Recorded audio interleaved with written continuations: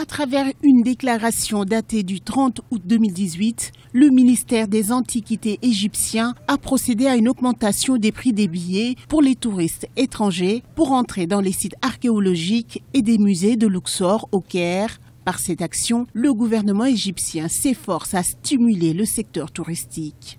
Les billets comprennent le Cairo Pass ainsi que le standard Luxor Pass. Chaque Cairo Pass coûtera $100 au lieu de $80 initial pour les visiteurs réguliers et $50 au lieu de 40 pour les étudiants. Le Luxor Pass comprend l'accès aux tombes du pharaon Séti I et de la reine Néfertari, datant de la 19e dynastie. Il coûtera $200 au lieu de $160. Les étudiants devront payer $100 au lieu de $80.